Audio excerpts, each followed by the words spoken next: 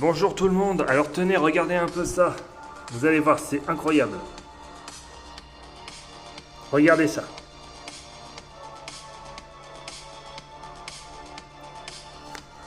Tout ça parce que des gens disent c'est mieux les jeux en dématérialisé.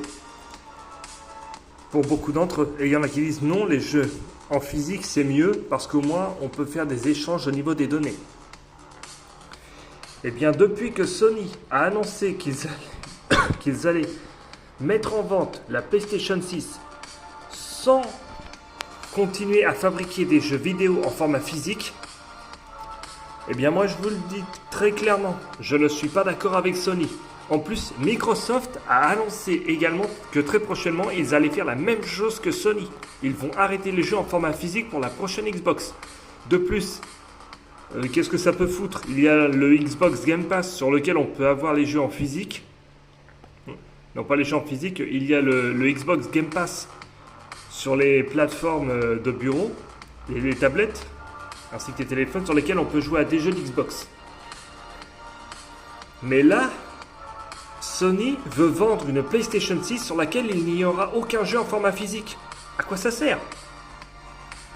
Le mieux à faire, très chers gamers et gameuses, n'achetez surtout pas la PlayStation 6.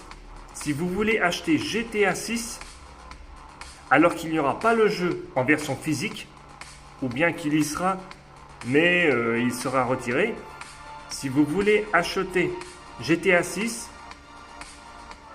une chose à faire, eh bien, le mieux ce sera de l'acheter sur un ordinateur gaming. Ce qui veut dire que si Sony arrête les jeux en physique, en format physique, n'achetez même pas la PlayStation 6, ça ne vous servira à rien. Mais alors à rien du tout. Une console de jeu, c'est fait pour les jeux en format physique. Et Nintendo est la